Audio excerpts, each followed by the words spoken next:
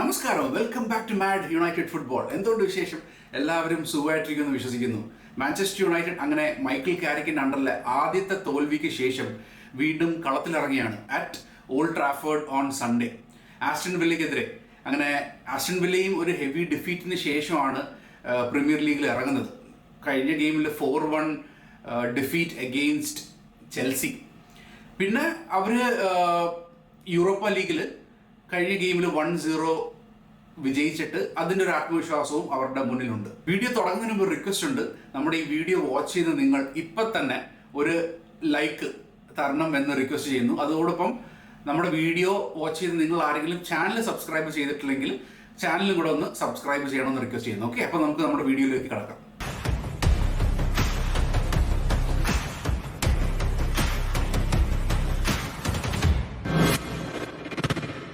Manchester യുണൈറ്റഡും Aston വില്ലയും 51 points ആയിട്ട് ഒരേ ലെവലിൽ നിൽക്കുകയാണ്. പക്ഷെ ഗോൾ ഡിഫറൻസിന്റെ പുറത്ത് മാഞ്ചസ്റ്റർ യുണൈറ്റഡ് തേർഡ് പൊസിഷനാണ് ഇപ്പോൾ നിൽക്കുന്നത്.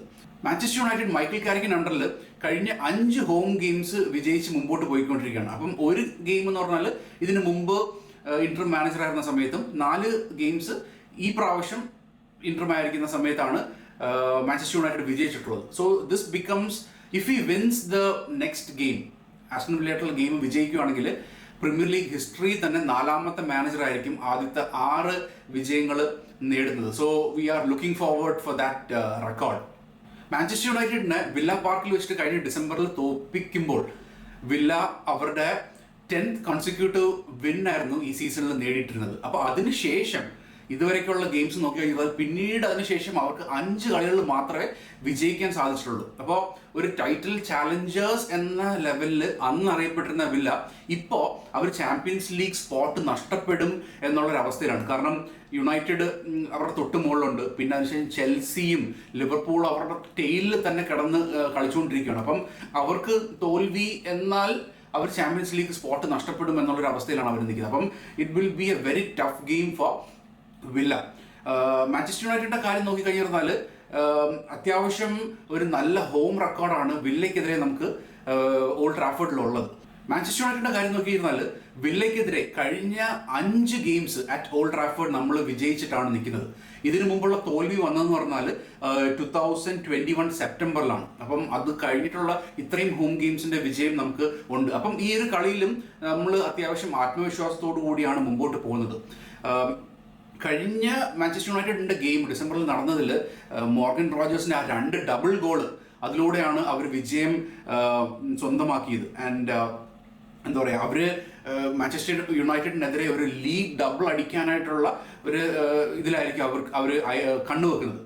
ഇതിനു മുമ്പ് അവരത് ചെയ്തിട്ടുള്ളതെന്ന് പറഞ്ഞാൽ 1954-55 സീസണിലാണ് മാഞ്ചസ്റ്റർ യുണൈറ്റഡിനെതിരെ ഒരു സീസൺ ഡബിൾ അടിച്ചത്. അപ്പോൾ ഇതും അവർ ട്രൈ ചെയ്യാനായിട്ട് ആഗ്രഹിക്കുന്ന ഒരു കാര്യമായിരിക്കും. പക്ഷേ മാഞ്ചസ്റ്റർ യുണൈറ്റഡിന്റെ കറണ്ട് ഹോം ഫോം വെച്ചിട്ട് അത് അവർക്ക് സാധ്യമാക്കുക എന്നുള്ളത് പറഞ്ഞാൽ വളരെ ടഫായിട്ടുള്ള കാര്യമാണ്. കാരണം at home Manchester United have become കുറച്ചുകൂടെ ടഫായിട്ടുള്ള ഒരു ഒപ്പോണൻ്റ് ആയിട്ട് മാറി. കാരണം അമർമിൻ അണ്ടറിൽ നമ്മൾ കുറച്ച് ഗെയിംസ് ഒക്കെ എവയിൽ കുറച്ചുകൂടെ ബെറ്ററും പിന്നെ ഹോമിൽ കുറച്ച് ലൂസൻ അപ്പാക്കി തോൽവികളൊക്കെ അറിയുന്ന ഒരു ലെവലിലായിരുന്നു നിന്നത്. പക്ഷെ അവിടെ നിന്നൊക്കെ ഒത്തിരി മാറി നമ്മൾ ഹോം ഫോം അത്യാവശ്യം അങ്ങ് കുറച്ചുകൂടെ ബെറ്റർ ആക്കിയിട്ടുള്ള ഒരു അവസ്ഥയിലാണ്. അപ്പോൾ so like we are looking forward for a win this time.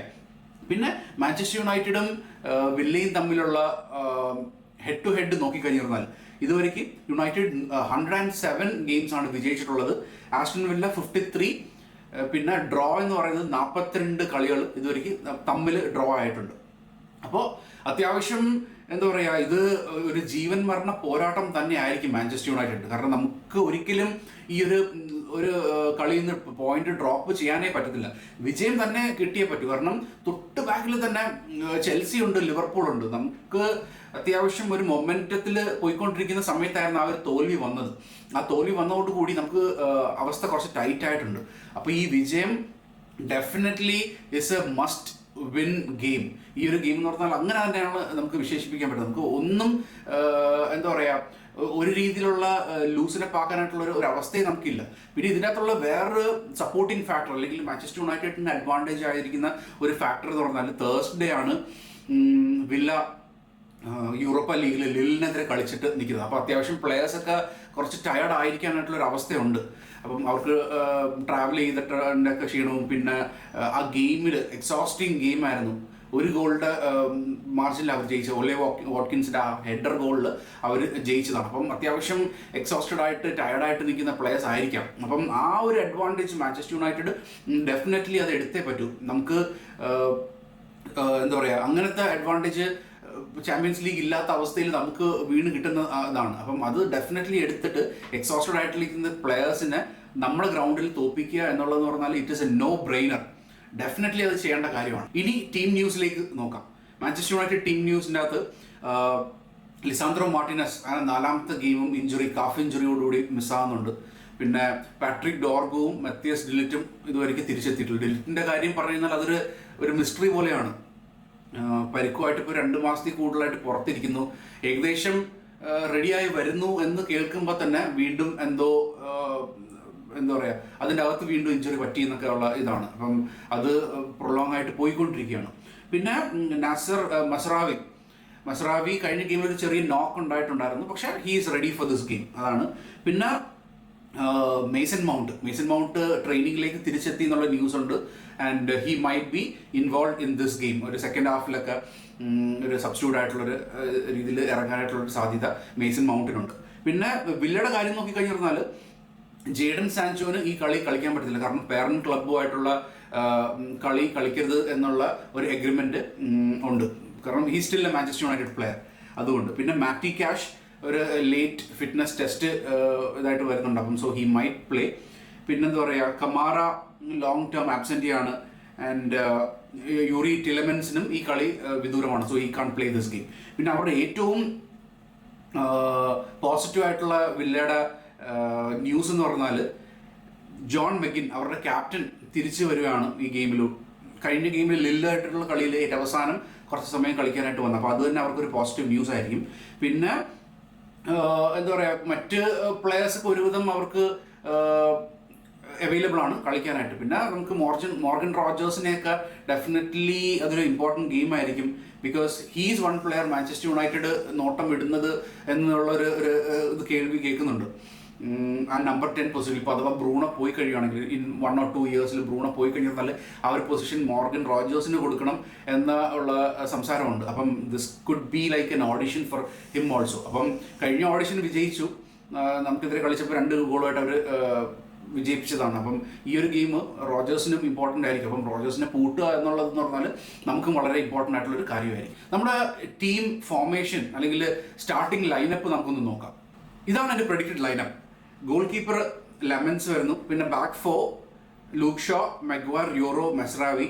പിന്നെ middle Mainoo, Casemiro, Bruno. Left wing Matheus Cunha. Right വിങ്ങിൽ ഞാൻ ആ പൊസിഷനിലേക്ക് അമാദിനെ തിരിച്ചു കൊണ്ടുവരുന്നു. And Mbeumo striker position. Aston Villa ആണെങ്കിൽ ഈ ഒരു ഗെയിം ഡെഫിനറ്റ്ലി ഒരു ഹൈ ലൈൻ കളിക്കാനായിട്ടാണ് സാധ്യത. അപ്പം എനിക്ക് തോന്നുന്നു ക്യാരിക്ക് ടാക്ടിക്സ് മാറ്റാനായിട്ടുള്ള ഒരു സാധ്യതയുണ്ട്. നമ്മൾ ആർസണലിനെതിരെയും സിറ്റിക്കെതിരെയൊക്കെ കളിച്ച് പരീക്ഷിച്ച ആ ഒരു ലൈനപ്പ് അത് തിരിച്ച് ഈ ഒരു ഗെയിമിലേക്ക് വരും എന്നാണ് എൻ്റെ ഒരു പ്രതീക്ഷ. ബിക്കോസ് അവർ ഹൈ ലൈൻ കളിക്കാനായിട്ടുള്ള ഇതാണ്. അപ്പം 2 വിങ്ങും പ്രോപ്പറായിട്ട് യൂസ് ചെയ്ത് കൗണ്ടർ അറ്റാക്കിംഗ് ഫുട്ബോൾ കളിക്കാനായിട്ടായിരിക്കും മാഞ്ചസ്റ്റർ യുണൈറ്റഡ് കൂടുതൽ നോക്കുന്നത്. അപ്പോൾ ആ ഒരു സാഹചര്യത്തിൽ ആദ്യത്തെ നമ്മൾ സിറ്റി ആയിട്ടും ആർസണലായിട്ട് കളിച്ച ആ ഒരു ഫോർമേഷനിൽ തന്നെ തിരിച്ചെത്തുമെന്നാണ് എനിക്ക് തോന്നുന്നത്. സോ ഇതാണ് എൻ്റെ ഒരു lineup. So what do you think? നിങ്ങളുടെ മനസ്സിലുള്ള ലൈനപ്പ് എന്താണ്? ഇത് കറക്റ്റ് ആയിരിക്കുമോ അതോ ഇതല്ലാതെ വേറെ ലൈനപ്പ് ആയിരിക്കുമോ വരുന്നത് എന്നത് put that in the comment section. Okay. പിന്നെ പ്രഡിക്ഷനിലേക്ക് നമ്മൾ എത്തിയിരിക്കുകയാണ്. Game prediction. അപ്പം എൻ്റെ മനസ്സിൽ we are going to win this 2-0. എൻ്റെ പ്രഡിക്ഷൻ ഇതാണ്. So what is your prediction? നിങ്ങൾക്ക് എന്താ തോന്നുന്നത്? നമ്മൾ വിൻ ചെയ്യുമോ, ഡ്രോ ആയിരിക്കുമോ, തോൽവി ആയിരിക്കുമോ, എന്താണെന്നുള്ളത് പ്രഡിക്ഷൻ കൊടുക്കുക. പിന്നെ സ്കോർ ലൈനും കൂടെ കമൻറ്റ് സെക്ഷനിലേക്ക് എഴുതിയിടുക. Okay. Yes. So we are വളരെയധികം പ്രതീക്ഷയോടെ കാത്തിരിക്കുന്ന ഒരു ഗെയിമാണിത്. So let's hope we get a win. എന്നിട്ട് ആ ഒരു 3rd പൊസിഷൻ സിമെൻറ്റ് ചെയ്ത് അത് ആ ഒരു പൊസിഷൻ സോളിഡിഫൈ ചെയ്യാൻ പറ്റട്ടെ എന്നാണ് നമ്മളെല്ലാവരും പ്രതീക്ഷിക്കുന്നത്. സോ നമുക്ക് കാത്തിരുന്ന് കാണാം. അപ്പം ഗെയിം മാച്ച് റിയാക്ഷനുമായിട്ട് നാളെ നമുക്ക് വീണ്ടും കാണാം. Okay. So thank you so much for watching. Keep supporting. Take care. By.